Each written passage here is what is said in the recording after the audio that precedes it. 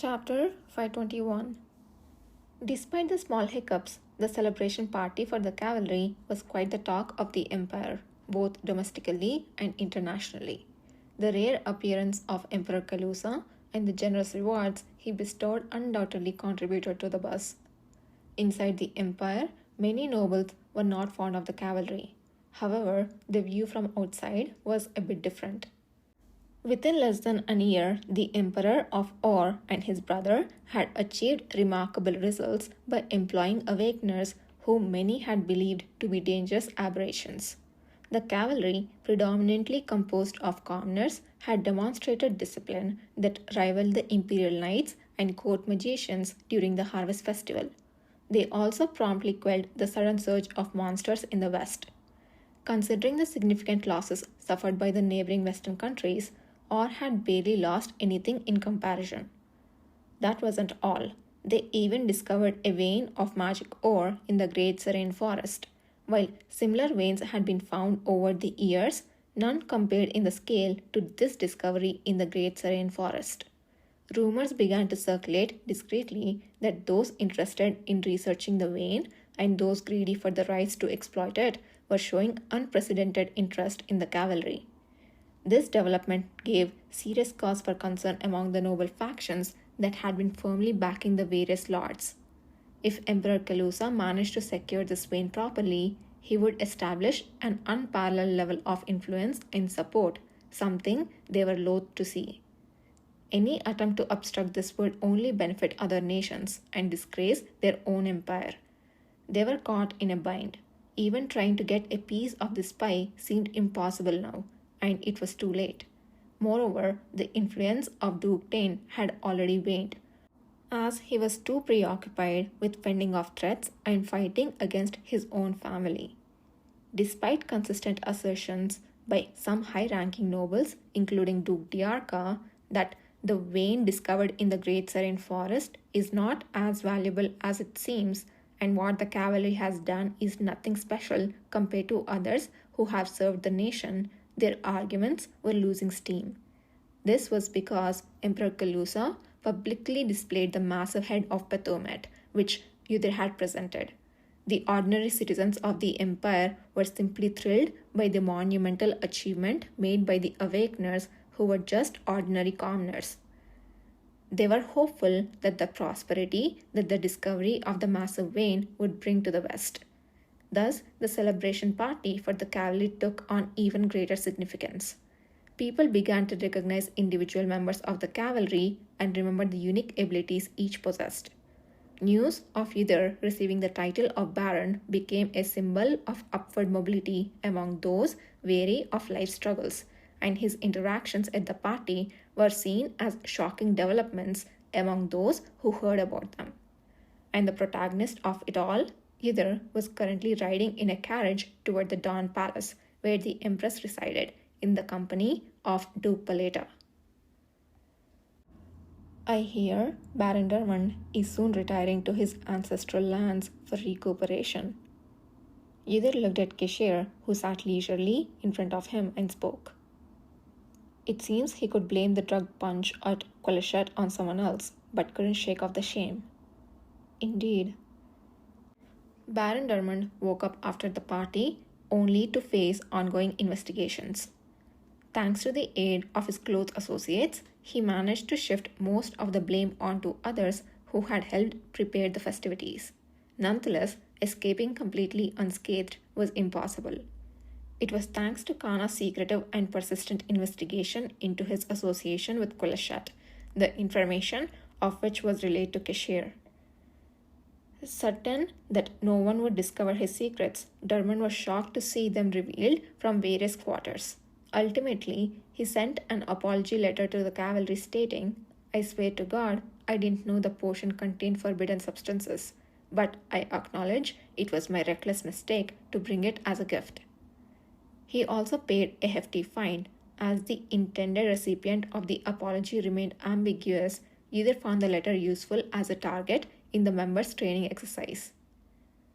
Duke Diarca, who would normally have protected Dermond, openly ignored him this time, making no effort to hide his deep disappointment. When one loses the favor of someone who has been giving support, options tend to dwindle rapidly. Despite being a distant yet close relative and a friend as intimate as the tongue in one's mouth to Duke Diarca for decades, Dermot found his downfall to be alarmingly quick and easy. Perhaps it was all the easier to discard him precisely because he had been such a close associate, either thought. Keeping Dermot around served only to maintain the status quo. However, demonstrating that even someone as close as he could be so ruthlessly cast aside was a way to instill a sense of urgency among those around. Moreover, making Dermot's punishment so public might also serve as a warning to me and the cavalry, Ydir mused. Reflecting on the behavior of Emperor Kashtian and nobles from his past life, the answer came easily. When they couldn't directly chastise the person who had angered them, they would openly punish a subordinate in front of everyone to make their intentions clear. That was their idea of noble conduct.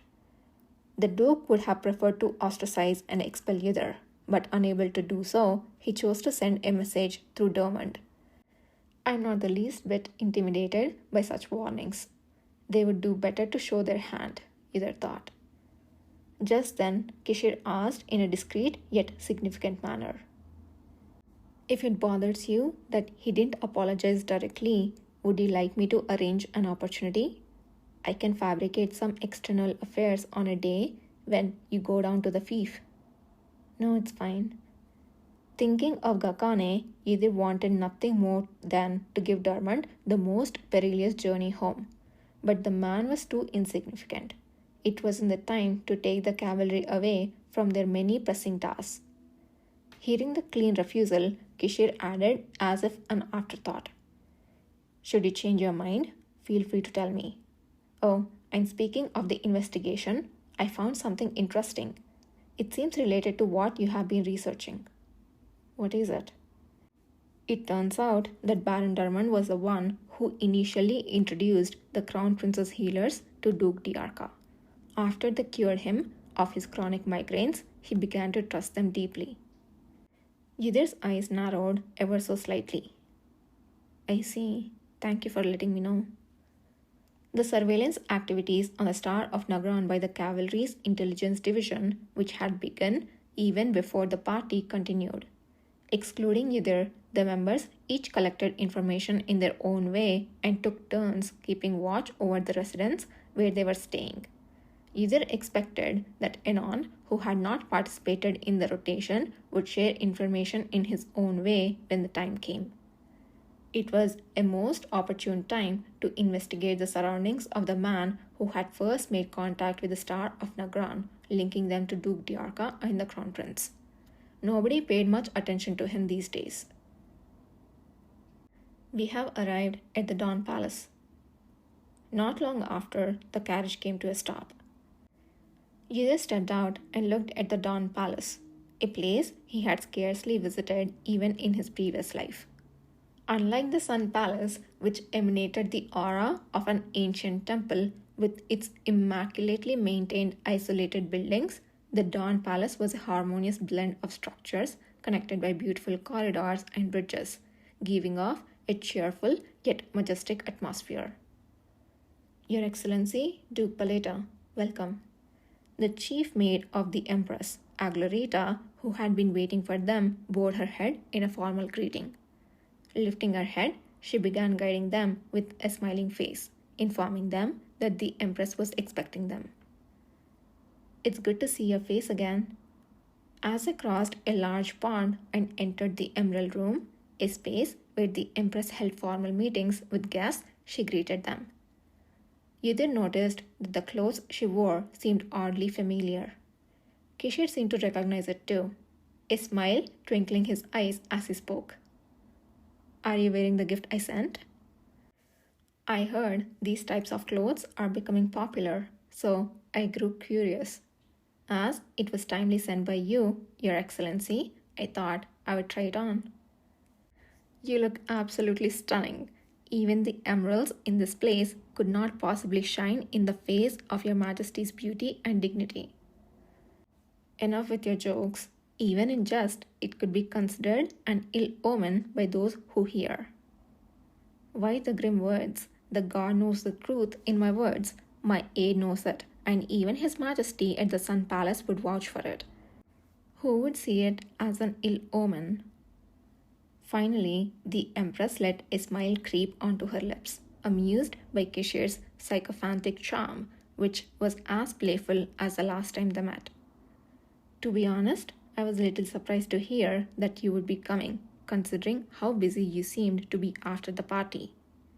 The Empress, who had discreetly requested a meeting with Yudhir after the party, had sent an invitation letter not even 3 days later. In truth, Yudhir had also judged that Kishir was likely too busy to accompany him, but he got into the carriage before Yudhir with a very relaxed expression, as if he had never been so busy.